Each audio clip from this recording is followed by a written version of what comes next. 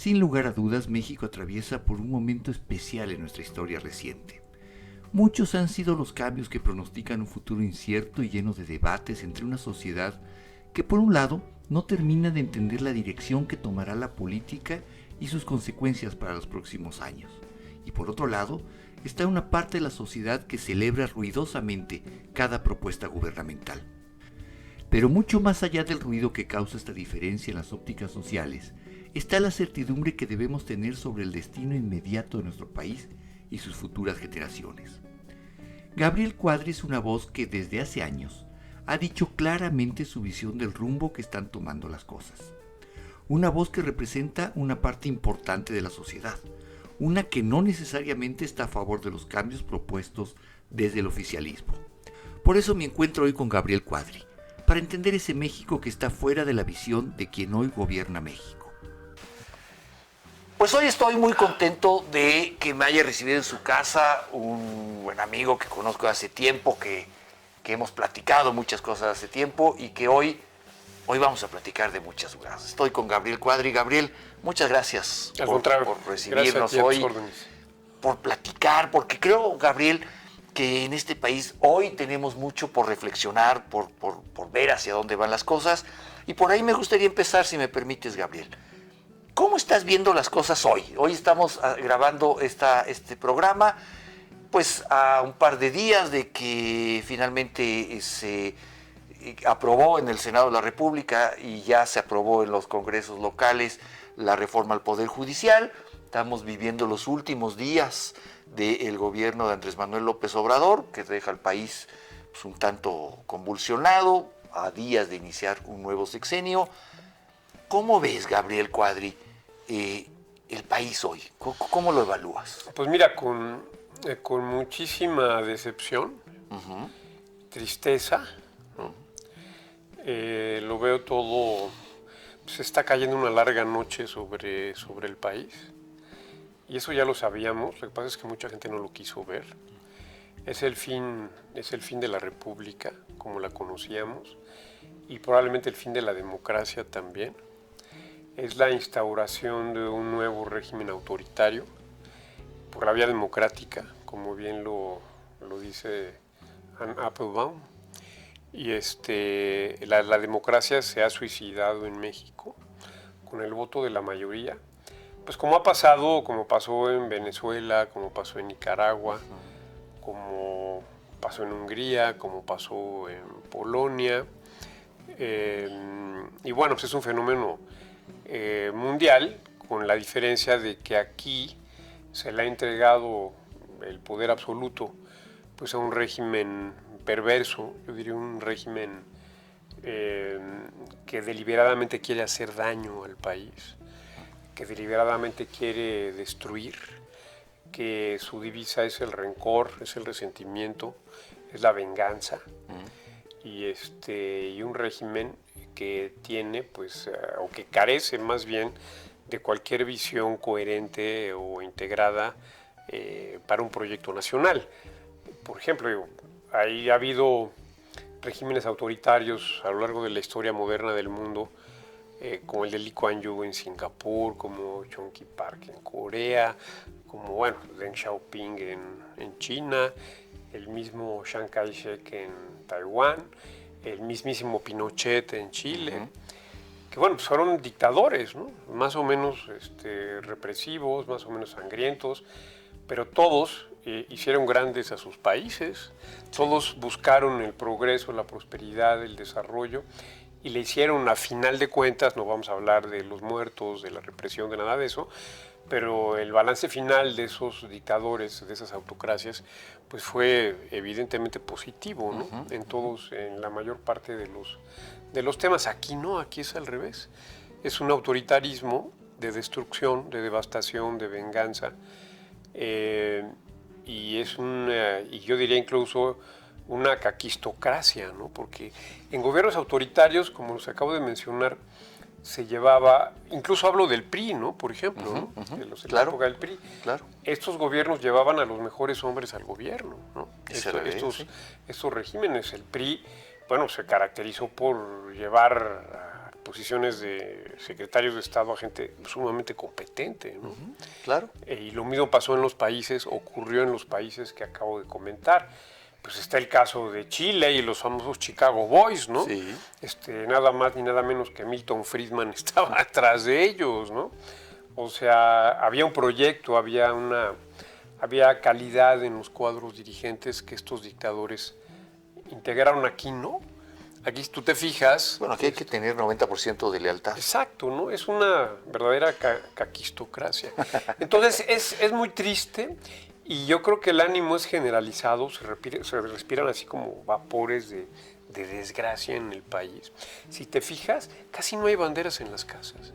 Sí, hoy que es... No hay banderas estamos en a las días casas, del 16 de septiembre. casi nadie prácticamente trae banderas en sus coches. Obviamente nosotros no pusimos ninguna bandera y aquí en la cuadra, como puedes en la colonia, nadie tiene ninguna bandera. La gente está triste. Hay un desánimo. Hay un desánimo enorme y además en un ambiente de polarización social, de división, de confrontación, de desgracia, de destrucción, pues yo creo que no hay mucho que celebrar. No hay mucho que celebrar. Y pues el país ciertamente el 11 de septiembre se va a recordar como pues, el fin de la democracia y Otro 11 de septiembre, el fin de la república y la instauración de un régimen autoritario que va a durar, pues yo diría que décadas, ¿eh? Y que además va a ser un maximato porque todo está puesto. Sí, todo el mundo habla del para maximato, que ¿tú lo crees? López se va a quedar, por supuesto, se va a quedar como López Andy, ¿no? Como poder atrás del trono, pues ya tiene el control del Poder Judicial, tiene el control del partido a través de del inefable Andy, hijo, ¿no? Sí. Tiene el poder del Congreso, donde todos los legisladores le son fieles a él, no a Claudia Sheinbaum. Así es. No gritan todo el tiempo que es un honor estar con Obrador. Sí, claro. Pues van a seguir teniendo ese honor por lo menos otros 6 años, ¿no? Él es el que va a gobernar, pero sin ninguna duda. Porque además tiene la espada de Damocles sobre la cabeza de Claudia Sheinbaum de la revocación de mandato, ¿no? Sí. O sea, si ella tuviera algún ánimo de emancipación, yo creo que inmediatamente le cortaría la cabeza, ¿no? A ver, pero déjame retroceder un poco. Déjame retroceder a esta noche que hoy nos cuentas cae sobre nuestro país y nuestra historia. Déjame retroceder a esa noche que nos cayó. ¿Qué no hicimos los mexicanos? ¿Qué dejamos de hacer como sociedad, Gabriel, que permitimos que esto llegara? Porque hay que también decirlo con todas sus letras. Si este grupo, encabezado por Andrés Manuel, llega y hace lo que ha hecho de la forma en que lo ha hecho, es también porque la sociedad se lo permitió. Claro. Pero dejamos de hacer como sociedad muchas cosas. ¿Qué dejamos de hacer? Todos los regímenes autoritarios o la muerte de las democracias es democrático. O sea, la gente verdaderamente es lo que quiere. O sea, la gente es fácilmente seducible por demagogos, por populistas, por gente sin escrúpulos, por mentirosos, por Perdón, es que es mi teléfono. Yo creo que está Oye, perdón, estoy en una entrevista, luego te marco, ¿no? Estoy aquí en la casa. Ahora, Dios, chao. Qué bien suena tu celular. En todos estos países y casos, bueno, en Venezuela mismo, ¿no? Pues la gente estaba encantada con Chávez. Todavía Maduro obtuvo el 30% de los votos, a pesar del fraude. Gabriel, tampoco podemos dejar... Hitler, la gente votó por Hitler, ¿no? Por supuesto. Ahora, pero tampoco podemos dejar de lado que si la gente cayó en esta trampa, si esto es una trampa, que yo creo que sí, es también, y seamos críticos, porque del 2000 para acá, para hablar de la alternancia en el poder, de un viento nuevo que sopló por la democracia de México en el 2000, a el sexenio de Peña Nieto, hubo un enorme desencanto de los gobiernos del PAN y del gobierno del PRI que ocuparon este periodo. Pues mira, yo lo que creo es que la otra causa, además de la seducción de la demagogia y del populismo y de las mentiras y de que pues, las grandes mayorías son muy vulnerables a las mentiras, ¿no? A las falsedades, a las simplificaciones que han utilizado todos los demagogos en la historia.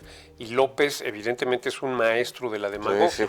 Sí. Evidentemente, bueno. Como pocos. Pero aparte de eso, pues es un país que que nunca pudo, por un lado, superar resentimientos ancestrales, ¿no? Todo ese rollo contra España, ¿no? Bueno, así empezó el sexenio, ¿no? Por favor, así empezó el sexenio. O sea, Sí. y lo peor es que mucha gente se lo traga o que lo cree, ¿no? Ese rencor en contra de las élites, ¿no? O sea, todos los populistas y todos los dictadores son populistas de alguna forma u otra, bueno, no casi, no todos, pero casi todos, aprovechan ese resentimiento ese rencor social, digamos, basal que existe, ese ustedes contra nosotros, ¿no? El pueblo en contra de las élites corruptas, etcétera, etcétera. Ese es el lenguaje. Y por otro lado, yo creo que ni los panistas ni los priistas supieron defender los grandes logros que tuvo el país de los 80s para acá. México verdaderamente se transformó. México creó una democracia vibrante, una economía pujante. Todo el centro y norte del país crecieron espectacularmente. Las ciudades, las clases medias, las universidades, la industria de alta tecnología, incluso la industria aeroespacial, la automotriz, la electrónica, por todas partes. El país se convirtió en la 12ª economía del mundo. Sí, claro. La primera potencia exportadora de América Latina de manufacturas, en el primer socio comercial de los Estados Unidos. Prácticamente la totalidad de los niños iban a la escuela, hoy no. Hoy hay un problema terrible de deserción escolar. Incluso ya no los vacunan, no, ya no los vacunan. Ya, olvídate que vayan a la escuela. Se creó el Seguro Popular, la gran mayoría de los mexicanos tenían acceso a servicios de salud. Si tú quieres, con muchos defectos, pero había todo un sustrato institucional de servicios públicos, agua potable, drenaje, electricidad, lo que tú quieras, ¿no? Bueno, hicimos democráticos, se crearon los organismos autónomos que hoy para que fueron los grandes contrapesos del poder. Se creó, se le dio autonomía al Banco de México, se privatizó la banca, se logró el Tratado de Libre Comercio de América del Norte. México floreció verdaderamente, ¿no? ¿Y quién defendió todo eso? O sea, con los primeros años de Peña Nieto, que se hizo el Pacto por México, oye, se acabó con los monopolios en energía, en petróleo y en electricidad, se acabó con los monopolios. Se hizo una reforma educativa que lo primero que hicieron fue revertirla. Se le quitó el control de la educación pública a mafias sindicales. Sí. Se estableció la evaluación de la educación, ligar la carrera magisterial con el desempeño de los maestros y de los alumnos, una cosa verdaderamente importante, trascendente.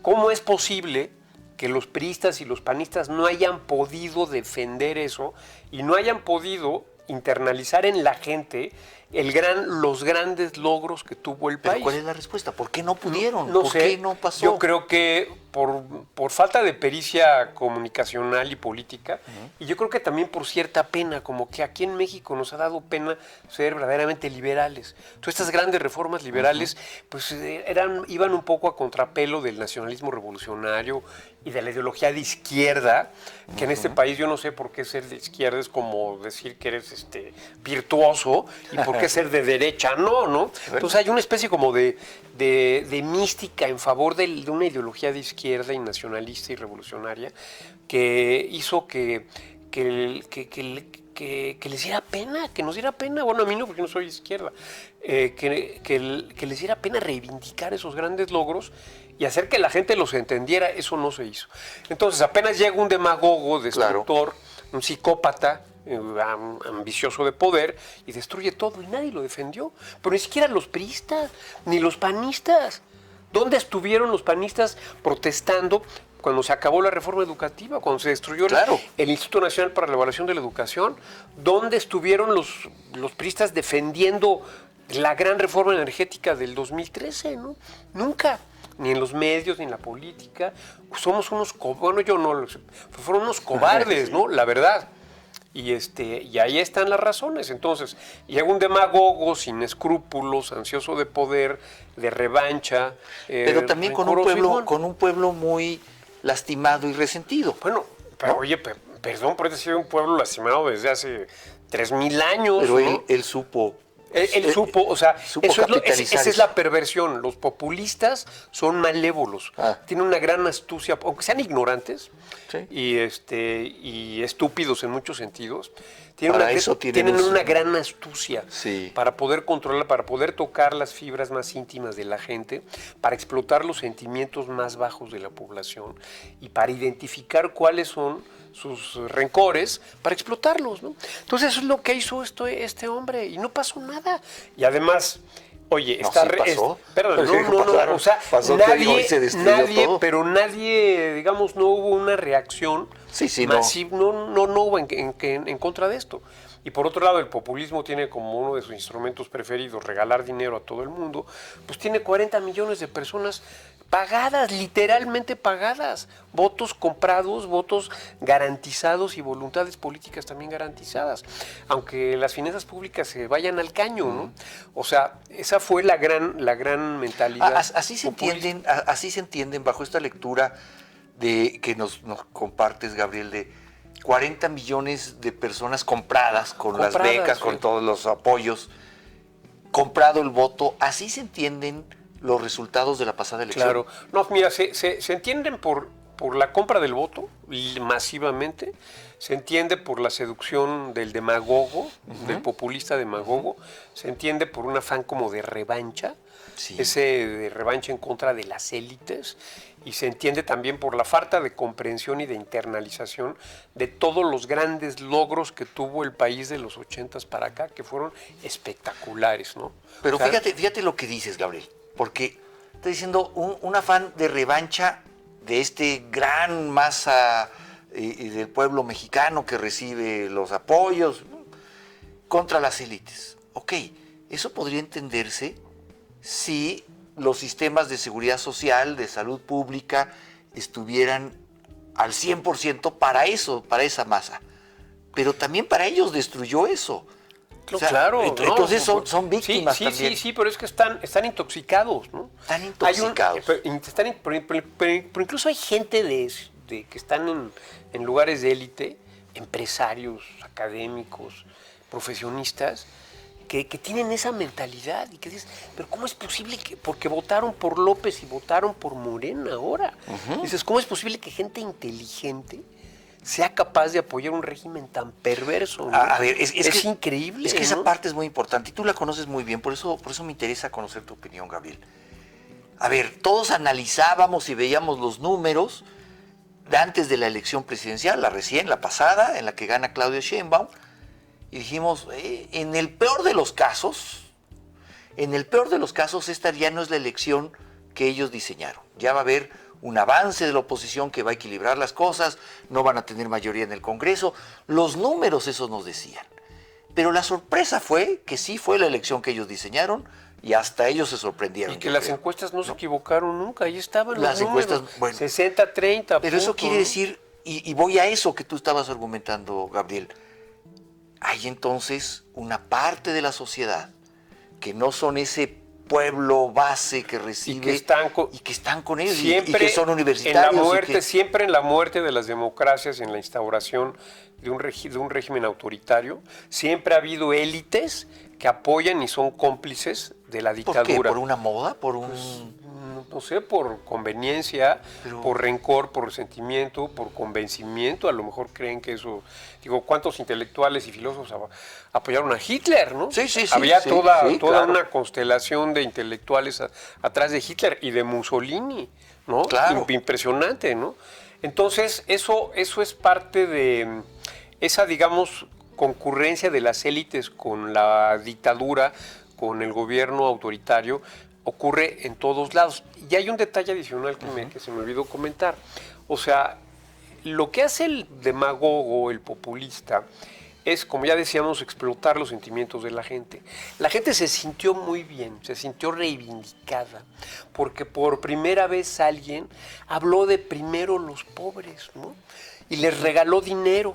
Pero hay gente así, todo el mundo dice, oye, pero es que es perverso que te estén regalando dinero, porque eso no es productivo. Sí. Es convertir el presupuesto público en bienes privados. Claro, pero es privatizar el presupuesto público. Sí, pero es que antes se lo robaban.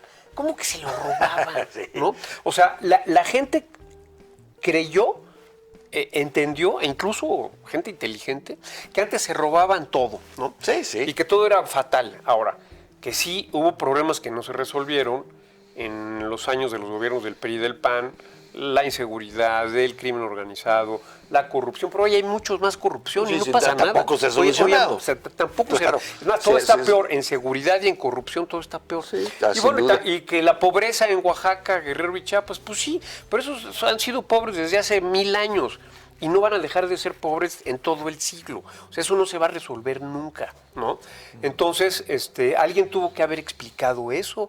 El que sean pobres en esos estados no es culpa nuestra. Claro, pero, ¿no? pero la explicación vino en otro sentido, Gabriel. La explicación vino en el sentido de, no te voy a regalar dinero. Este es tu dinero, te corresponde, porque esta es la riqueza del país y te la voy a regalar. Así lo quisieron explicar. Claro, pero es que no entendieron, la gente no entiende ni siquiera que ese es dinero tuyo y mío. Sí, claro. O sea, que nosotros pagamos impuestos para que regalen el dinero, es algo verdaderamente perverso. O sea, es la privatización del erario, ¿te fijas?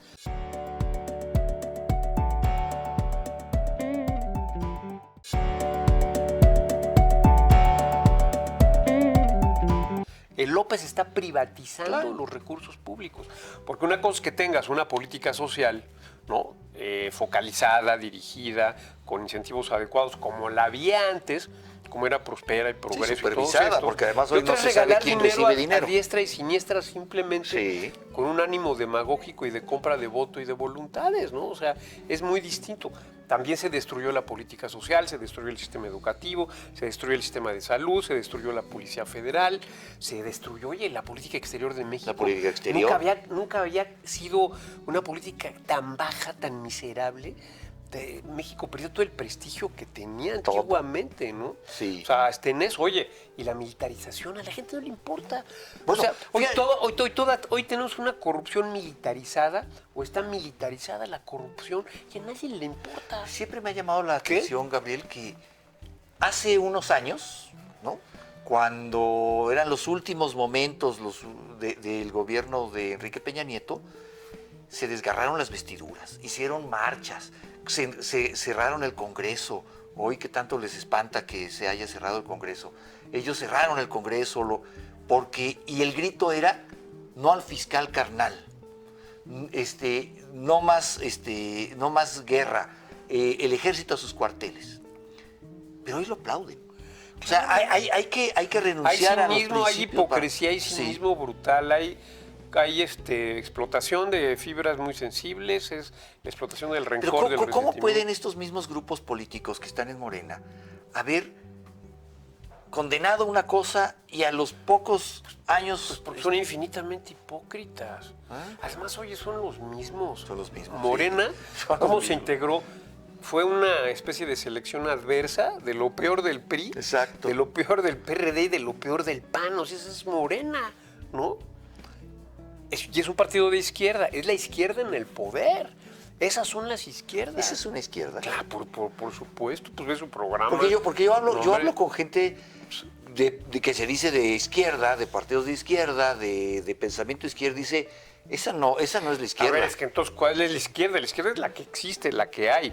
Estatista, intervencionista, asistencialista, en favor de los monopolios públicos, apoyando dictadores de izquierda en América Latina, trayendo médicos esclavos cubanos que son agentes de la dictadura comunista, apoyando esas dictaduras nefandas y todo el discurso populachero, la educación, los libros de texto.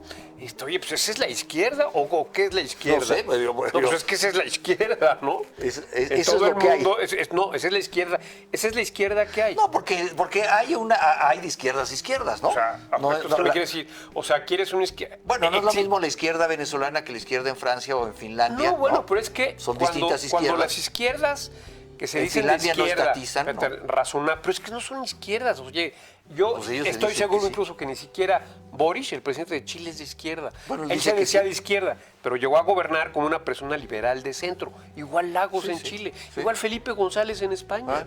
Ustedes fueron gobiernos de centro, liberales, fueron democracias liberales. En todo caso, semisocialdemócratas, pero no fueron gobiernos de izquierda. O sea, no estatizaron nada, no persiguieron a nadie, no hicieron una política asistencialista, no restablecieron monopolios, no apoyaron a los dictadores. o sea, no son de izquierda. Entonces dime qué es la izquierda. Sí, no, bueno, ¿No? sí, está hoy muy desdibujada. No, y por lo menos no está desdibujada, está en el gobierno. es esa. Esa es la izquierda mexicana. Pues esa es Y la todo el que- mundo sí. lo celebra, pues ve a Noroña, ¿no? Bueno, sí. Y ve a Mario Delgado, y ve a todo ese tipo de gentuza. Pues oye, Sí, es son- la izquierda mexicana. Claro, y esos líderes de la izquierda. Todos los experredistas que están en Moreno, oye, pues es izquierda. Y es izquierda con ¿No? departamentos en Nueva York y Bueno, con. pues ¿no? así con ha 20. sido la izquierda en todos lados. Entonces México, aunque mucha gente no lo quiera ver, aunque mucha gente quiera todavía creer que va a haber una rectificación de parte del siguiente gobierno, están equivocados, no A la, ver, no a la ver. va a ver. Esto es Venezuela, esto ya, y Venezuela no se hizo en un día, se hizo en 6, Ajá, 7, 8 sí. años, y nosotros claramente vamos en ese proceso, a venezolanizarnos, ¿no? Pero sin ninguna duda, o sea, todas las piezas se están poniendo, todos los datos apuntan a eso. O sea, no se vale decir, es que yo no creo, porque México no es Venezuela, porque el siguiente gobierno... Porque tenemos a los Estados Unidos para arriba. nada, no es cierto. Estados Unidos le va a importar un pito que el país se hunda. ¿Sí? Su único problema va a ser la inmigración, ¿no? Pero La va a controlar. cierran la frontera, lo controlan y se acabó, ¿no? Porque se habla mucho también, ¿no? Yo oigo muchos comentarios de, bueno, tenemos a los Estados Unidos arriba, no lo va a permitir, Claro. las cadenas de producción son codependientes. Pues sí, pero mira, hay algo. Van a acabar con el Tratado de Libre Comercio y a Estados Unidos le conviene. Sí. Porque en vez de que el nearshoring esté en México, se va a ir a Estados Unidos. Sí, Texas está muy en Están ese felices. tema, sí. Y se van a reintegrar las cadenas productivas en Estados Unidos, va a haber más empleo, los sindicatos van a estar felices, más inversiones, todo perfecto. A ver, ¿no? así como dimos un paso atrás, demos ahora un paso adelante o 2 pasos adelante. ¿Cuál es tu visión de qué va a pasar en los primeros años del gobierno de Claudio Sheinbaum? Las finanzas, no sé si aguanten seguir regalando dinero, todo indica que están en un momento en el que no necesariamente eso se va a poder por ahí. Si eso no fuera así, habría un enorme malestar social. A ver, ¿cómo nos dibujas un escenario de arranque de Claudio Sheinbaum? Yo creo que hay 2 escenarios, ¿no? Ajá. El primero es el previsible, es el proceso y el desenlace de todo gobierno populista de izquierda, que también hay populistas de derecha, ¿no? Sí, Pero bueno, aquí estamos ante un sí, sí. populismo de izquierda, en donde gasto público desenfrenado no van a recortar los subsidios, porque eso sería suicida. Bueno, pero a ver, No lo van a hacer. el próximo semana ya no hay subsidios a la gasolina, ¿eh? No lo van a hacer, o sea, porque sería suicida. Entonces van a mantener el gasto público. ¿Pero con qué dinero? Espera, o sea, incluso van a elevar el gasto público. ¿Cómo lo van a financiar? Siguiendo Deuda. la destrucción de los servicios públicos con mayor déficit y endeudando al país. Entonces va a ser déficit, pasamos por eso. deuda, devaluación, todo esto acompañado de represión selectiva, todo esto acompañado también de mayor polarización, y esto va a ir endureciendo al régimen. Cada vez los duros van a tener un mayor peso específico. El discurso se va también a endurecer, son los ricos los que están sacando el dinero, son los inversionistas, es el capitalismo, es el imperialismo yanqui. O sea, ya hay un guión. Claro, por supuesto. Está el guión ¿no? escrito. Y va la confrontación con Estados Unidos, se va a acabar el Tratado de Libre Comercio, lo van a denunciar los norteamericanos, y entonces México se va a trincherar y nos vamos, como ya lo dije, a venezolanizar, ¿no? Rápidamente. Ahora, quizás con características menos radicales que en Venezuela. Pero sí, yo creo que ya vimos que el régimen está dispuesto a utilizar la coacción, la intimidación, Sí, el encarcelamiento y todo para lograr sus fines. Viene la prisión preventiva oficiosa por una gran cantidad de cosas. Y en fin, ¿no? O sea, la captura del INE, de las propias autoridades. ¿Lo que sigue es el electorales. INE? Lo que sigue es el INE, ¿no? La desaparición de los diputados plurinominales también, Sí. lo que le va a dar, le va a garantizar la mayoría Claro. calificada a Morena para siempre. En fin, o sea, un despeñadero populista de izquierda que va a terminar en una dictadura, ¿no? Porque además detrás de esto va a estar López, ¿no? supervisando, imponiendo, ordenando y mandando. Y como ya lo dije, con la espada de Damocles sobre Sheinbaum en caso de que ella quisiera enfrentarlo. ¿No le concedes a Claudia Sheinbaum la capacidad de Es que no se trata de que deshacérselo? no se trata de que yo conceda o no. Yo simplemente observo los datos. La información que hay es esta, ¿no? No hay otra. O sea, si alguien, por optimismo o por ingenuidad o cree que las cosas van a cambiar, bueno, pues esté en su derecho. Pero no hay ningún dato, ni uno solo, Que nos permita... que te permita a ti soportar lo que acabas de decir. No hay un solo dato. Ve lo que dice, ve cómo habla, ve ¿Su cuáles son gabinete? ¿Qué opinión te da su gabinete? pues a lo mejor ahí hay gente más o menos competente, pero eso no importa, ¿no?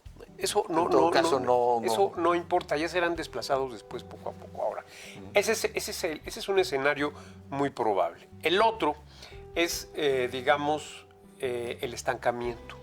El estancamiento económico, una decadencia gradual y una autocracia más o menos benigna. Digamos. Una autocracia más o menos benigna. Ese es el otro escenario. Yo creo que ese es el mejor escenario posible. El mejor es ese. A ver, cuéntanos, ¿cómo Perdemos sería oportunidades, se instala un gobierno con algunos personajes más o menos competentes, pero las presiones que acabamos de comentar, fiscales, económicas, comerciales, etcétera, se agudizan, lo cual pues va radicalizando o endureciendo al régimen, pero pues digamos que por diversas razones no se impone una dictadura de forma ostensible como ha pasado en Venezuela, como en Venezuela, claro. Sino que las cosas más o menos se mantienen a partir de los subsidios, por eso los subsidios son tan importantes, porque esa es la base de legitimidad del régimen, ¿no?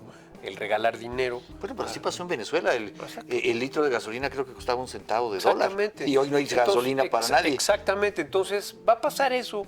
Y yo creo que el mejor escenario posible es el de una autocracia benigna, estancamiento y una decadencia gradual.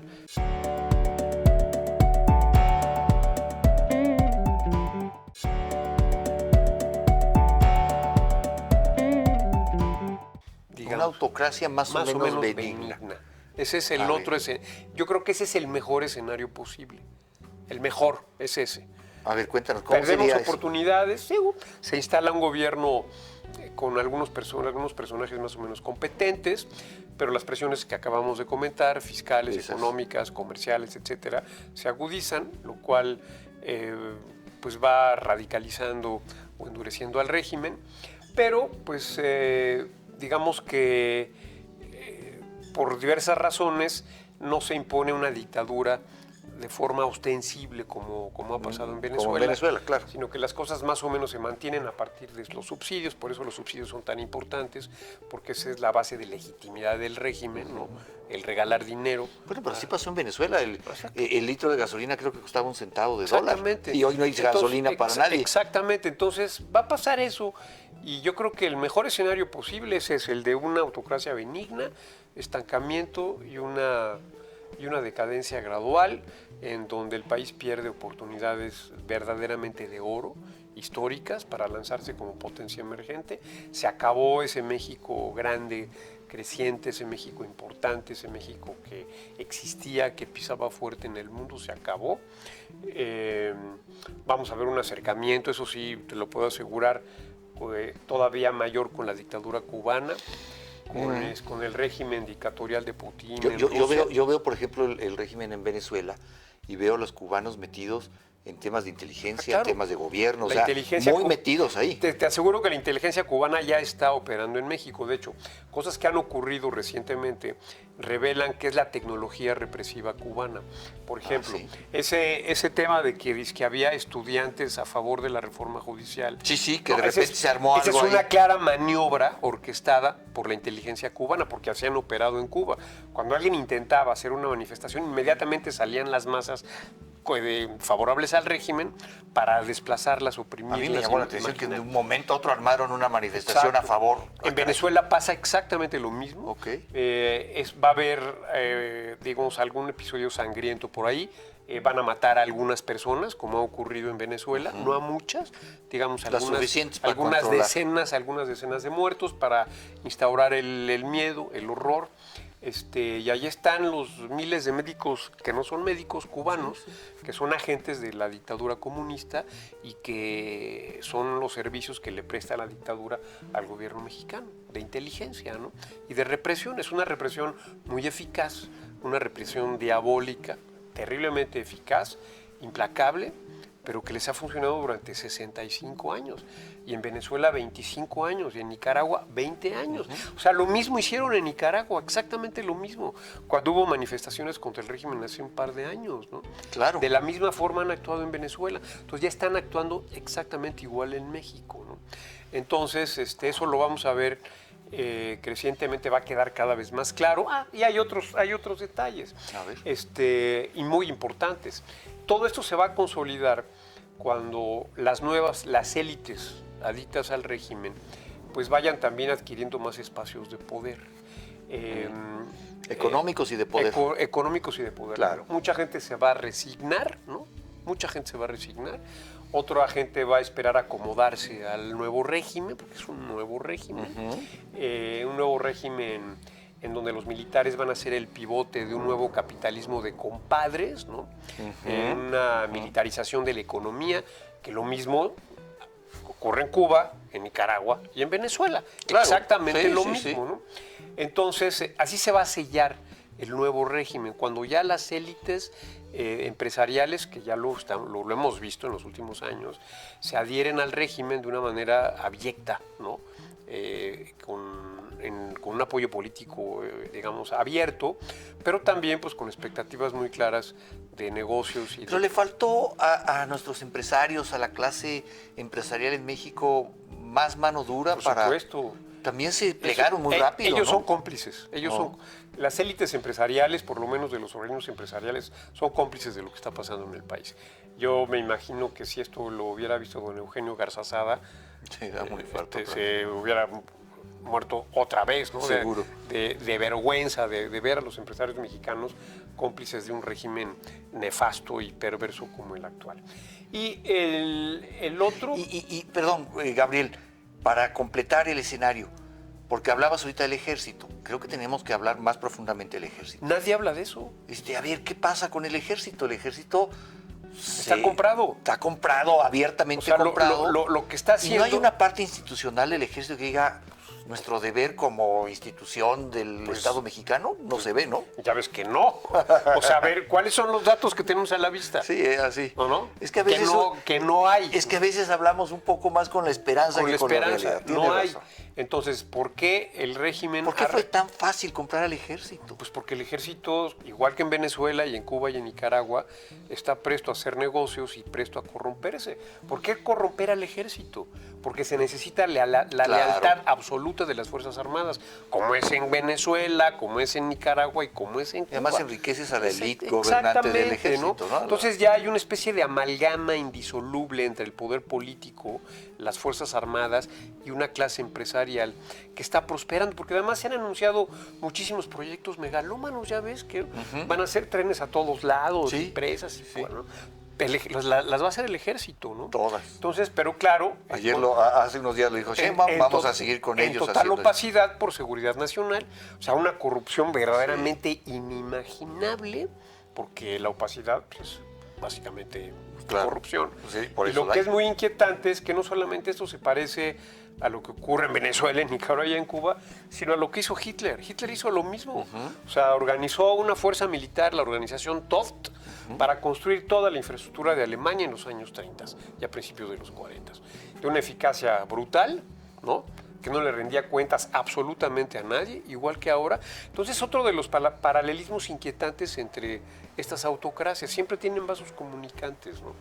Entonces, ese es el otro tema. El ejército comprado, ¿no? Absolutamente, y corrompido. Ahora, hay otro actor del que no hemos hablado que me parece que hay que hablar. El crimen. Bueno, hay dos más antes de entrar al crimen. Vamos a entrar primero al crimen y después entramos a los partidos políticos y a la oposición, porque no todos estamos ahí. O sea, no todos estamos en en la cuarta T vemos quienes decimos tiene que haber un equilibrio de las cosas. Pero antes de hablar de cómo instrumentar una oposición en México y cuál es la oposición que hoy tenemos, hablemos de este otro tema que tú planteas. El crimen organizado hoy parece de la mano con el régimen. Es un narcoestado donde el Estado está impregnado del crimen, donde hay una colusión evidente, la hubo y la ha habido durante este gobierno. Está documentada, ¿no? Es absolutamente documentada, donde se le ha entregado al crimen organizado el control del territorio nacional, donde el Estado se ha replegado, un Estado pues que por un lado es poderoso, muy poderoso como nunca, pero por otro lado no tiene la capacidad de controlar su propio territorio, ni quiere. Probablemente ni quiere. Porque en momentos en que estamos grabando este programa, hay que decirlo, Culiacán, Sinaloa, por ejemplo, lleva 3 días asolado por el crimen organizado. ¿Y qué me dices de Chiapas? Y Chiapas. No, ¿y qué me dices de Guerrero? Y Michoacán, bueno, y Guerrero, que es un estado. Y Tamaulipas, ¿no? Es increíble. O sea, en fin, es un narcoestado, es un narcogobierno, igual que en Venezuela, ¿no? Es exactamente lo mismo, ¿no? Entonces, pues es otra nueva base de legitimidad y de eficacia para el régimen, porque el crimen opera políticamente en favor de Morena, ¿no? Eso es clarísimo, opera en términos electorales y de control social, en términos electorales y de económico. control social. Y lo peor es que este gobierno ha permitido, siempre ha existido algo de esto, pero este gobierno ha permitido que florezca la delincuencia social o la insurgencia criminal. O sea, los pueblos, las comunidades, la gente organizada, coludida con los criminales, haciendo del crimen una forma de vida. Y lo vemos no solamente con las drogas, la extorsión, con el huachicol, el robo de combustibles, pueblos completos dedicados a la delincuencia, ensamblados y entramados con organizaciones criminales. Eso verdaderamente es algo atroz. A ver, uno de los presupuestos de López Obrador cuando entró al poder era: los jóvenes se dedican al crimen porque no tienen oportunidades, les dieron dinero y hay más crimen. Y ahora tienen criminales pagados, ¿no? Y hay más criminales, ¿no? Digo, es increíble, ¿no? Es que mira, ya hablar de las perversiones de este gobierno yo creo que ya es un poco ocioso, porque son de una magnitud, de una escala y de un número que realmente hacer un inventario de todo ello resulta terrible. Además, el inventario de la destrucción de las instituciones, de la destrucción ambiental. ¿Cuándo habíamos visto un gobierno que fuera un delincuente ambiental, deliberadamente? Talando la selva. Destruyendo la selva, destruyendo los manglares de Tabasco, contaminando con combustóleo y matando literalmente a la población con total impunidad. Eso nunca se había visto en el país, ¿no? La destrucción de las instituciones ambientales es verdaderamente terrible, ¿no? Bueno, la destrucción de la Gendarmería Ambiental, que era parte de la Policía Federal, y bueno, la militarización, o sea, están todos los ingredientes puestos. O sea, repito, si alguien tiene esperanza de que haya una rectificación, que me dé algún dato, ¿no? Que nos enseñe. Tú no la tienes. No, pero es que no. Bueno, pero es que no es que yo lo tenga, no hay uno solo. Dime un dato que apuntale lo que tú quisieras pensar. Dime uno. Ok. Que hay una sociedad, una parte importante de la sociedad, si atendemos a lo que nos dijeron las elecciones, que hay un 40 y tantos % de la sociedad que no está dispuesta a que esto transite así. Y entonces esto me da pie para llevar esto al punto de ¿y dónde está la oposición? ¿Cómo vamos a instrumentar una oposición que nos permita tener esta esperanza que hoy tú no ves y que me estás matando cada vez que lo dices? La oposición está ahí está muy golpeada, evidentemente. Que hoy por oposición hablemos del PAN, ¿no? Porque pues es el PAN, básicamente el PAN. MC no le concedes tú. No, yo creo que fue evidente que tienen tratos con el régimen, eso es evidente, ¿no? Pero en las votaciones trascendentes votan como la oposición. Pues sí, pero su papel en la elección anterior, en muchos casos han votado con el régimen. En fin, sí, o sea, no quisiera hablar de ese partido, la verdad. Hablemos hay cosas más importantes. O sea, el único partido de oposición verdadero que hay es el PAN. Que está golpeado, que tiene que reinventarse, que tiene que hacer una autocrítica, que tiene que relanzarse como el partido de centro derecha que México necesita. A nadie tiene que darle pena decir, sí, somos de centro derecha, ¿sí? No tiene nada de malo, somos liberales de centro derecha. El PAN tiene que asumirlo y lanzar un programa de ese tipo. Claramente, eso es lo que las clases medias de este país quieren. Y a lo mejor no es para ganar en 2030, a lo mejor es para el 2036. Otra vez es la brega de eternidades de la que hablaba Gómez Morín. O sea, hay que volver a preparar y relanzar al PAN para reconstruir al país gradualmente a lo largo de décadas, porque esto no se va a no se resuelve pronto. Esto no se va a resolver en 6 años, no lo creo.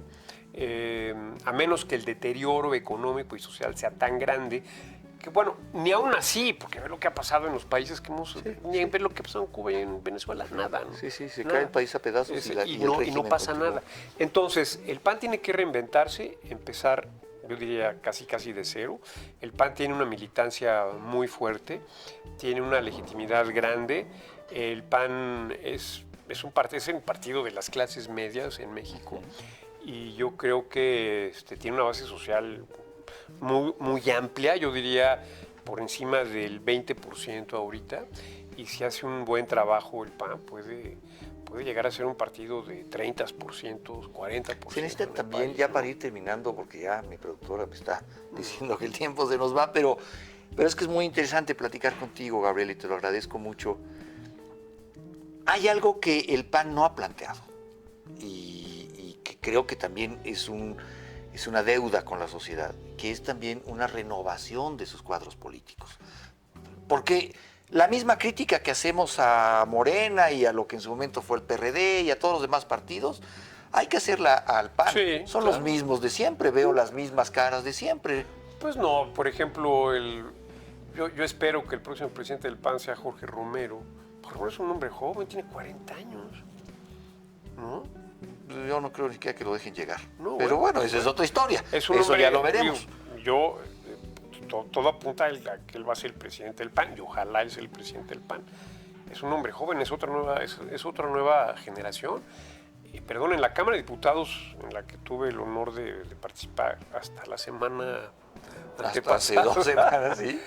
Oye, en la fracción del PAN hay gente muy valiosa. Eso cambió. En esta legislatura, el PAN, como todos los demás partidos, disminuyó drásticamente su participación de jóvenes. Sí, claro, pero había mucha gente muy buena, muy competente, claro. De varias generaciones, de jóvenes maduros y viejos, que yo creo que tiene un enorme capital humano el PAN para reconstituirse, salir adelante y plantearse a largo plazo en esta brega de eternidades, volver a rescatar la democracia mexicana. Yo creo que otro partido en México sería otro desastre, otro fracaso. Volvería a ser, si es que lograra el registro, ser un partido marginal. Y volver a pulverizar el voto. Y además otro partido, progre y woke. Pero es lo último que necesita México. México, y sí necesita, ya vamos a terminar, pero y sí necesitamos en México, por ejemplo, un bipartidismo. ¿Eso nos representa? ¿Oeste? Pues yo no sé si un bipartidismo, pero porque sí, lo que estás planteando es solo pero un sí bipartidismo. Un sistema de partidos funcionalmente bipartidista, quizá con algunos partidos menores en alianza. Pero es que ya luego vemos estos partidos menores del Verde y del PT, claro. de vividores, ¿no? Exactamente. Que como que no les veo mucho. Es vergonzoso. Yo no sé qué va a pasar con MC, ¿no? Pero MC es un partido de izquierda también. Pues eso dicen. Son de izquierda. Y insisto, México no necesita más partidos de izquierda. Necesita un partido de centro-derecha, claro, moderno, liberal, que represente los intereses de la clase media. Eso es lo que el país necesita. Gabriel Cuadri, te agradezco mucho estos minutos, lo he disfrutado mucho, gracias por este viaje, me voy... Se nos pasaron ya 45 minutos. No, se nos pasaron más, ya nuestra productora está desesperada, pero así es esto de cuando se ve en nuestro país y se ve además con una visión clara como la tienes tú. Ya voy a terminar en un minuto, nada más dime, en esta brega de las eternidades que nos planteas, ¿qué papel va a jugar Gabriel Cuadri? Pues mira, yo me afilié al PAN el año pasado, ¿no? Soy panista, Eres neopanista, porque neopanista. sí. Y me gusta la política, quiero seguir participando, no sé cómo.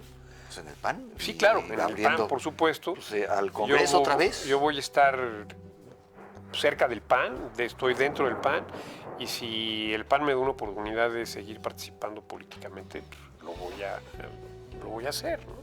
Sin duda, ¿no? Pues Gabriel, muchas gracias. Te pido que sigamos platicando a lo largo de los próximos meses para ver cómo van las cosas. Te agradezco mucho. No, al contrario. Gabriel, muchas gracias. Carlos.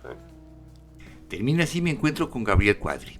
Sin duda un encuentro que me deja inquieto, sobre todo por el rumbo que tomarán las cosas dentro de muy poco.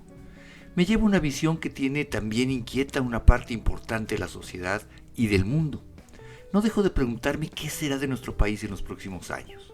Es por eso que estoy seguro que la vida me tiene preparados otros encuentros.